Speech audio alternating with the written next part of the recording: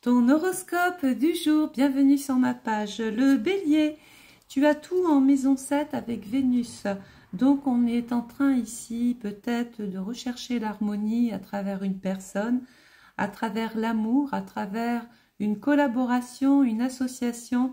Bref, aujourd'hui, tu as vraiment envie que les choses s'apaisent. On va parler du taureau. Alors, le taureau, tu as tout en maison 5. Toi, tu recherches le plaisir aujourd'hui. Tu as envie d'être bien, d'être entouré de tes enfants, de tes petits-enfants. Il y a peut-être même une envie de créer, d'innover, de te trouver, pourquoi pas, du talent. Sache qu'à partir de la pleine lune, tu vas pouvoir te manifester. Ensuite, on a le Gémeaux. Alors, le Gémeaux, il est dans une phase de guérison. Tu as tout en maison 6. Tu es en train d'analyser tout ce qui ne va pas. Peut-être es-tu en train de faire un bilan de ta vie. Peut-être es-tu même en train de faire des choix, de réorganiser un petit peu ce qui t'allait avant ne va plus aujourd'hui. Alors, il faut savoir que tu as tout dans un signe d'eau. Et aujourd'hui, les émotions, la sensibilité est à fleur de peau. Donc, vraiment, recherche les endroits calmes et ne sois pas entouré forcément de personnes agitées. Ensuite, on va avoir le cancer. Alors, le cancer, tu as tout en maison 12. C'est le moment de faire peut-être un petit bilan, d'être en retrait pour pouvoir mieux s'adapter, mieux réagir. Tu as envie de changement et tu es en train de méditer justement à tout ça. Tu fais preuve de bienveillance, les émotions sont là et puis tu recherches surtout la protection dans ta vie. Le lion. Alors le lion, tu as tout en maison 11, autant te dire que c'est une maison d'opportunités, de belles occasions qui se présentent à toi.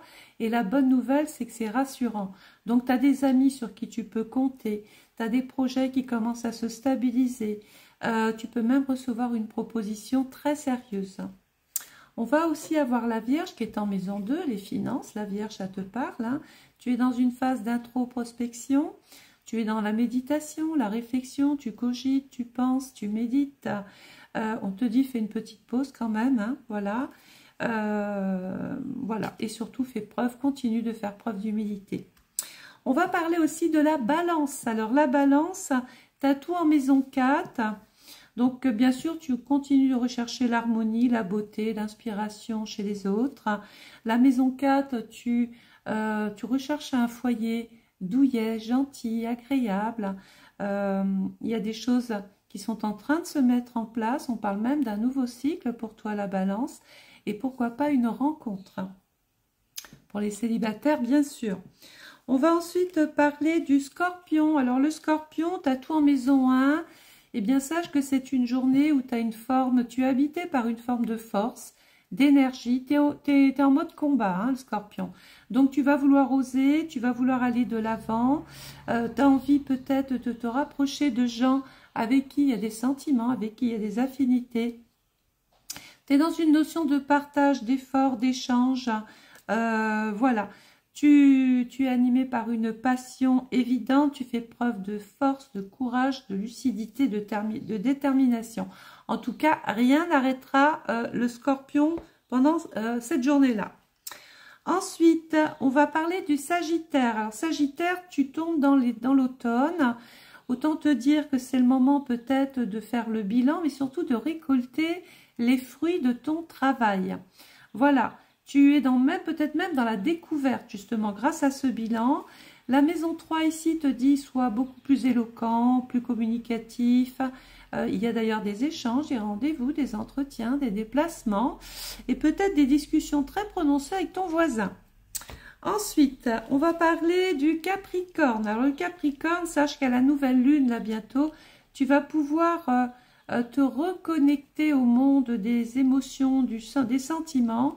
Tu as peut-être envie de voyager, de penser autrement, différemment, de déprogrammer ce qui ne marchait pas. Géographiquement, tu peux t'amener à bouger, faire de la route. Et pourquoi pas peut-être essayer d'organiser un voyage où il y a justement un endroit qui te rassure, où tu vas reprendre des forces. On va parler du Verseau. Alors le Verseau, liberté, indépendance, originalité, c'est tout toi.